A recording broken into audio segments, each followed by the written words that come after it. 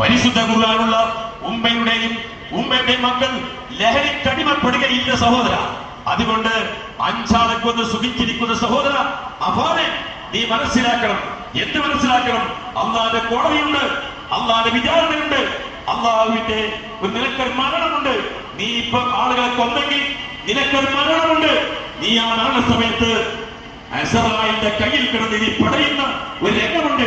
സഹോദര, സഹോദരി, ഉപ്പമാരെ, മക്കളെ, കുട്ടികളെ, ഞാനിത് പറയുന്നത് ഈ സദസ്സിൽ എല്ലാവരും ഉണ്ട്.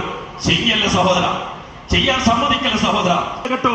കാരണം ഉപദ്രവം, തീവ്രവാദം, അതുപോലെ തന്നെ വർഗീയവാദം, ഭീകരവാദം നമ്മുടെ ലക്ഷ്യമല്ല കേട്ടോ. ഉപദ്രവിക്കല്ല കേട്ടോ.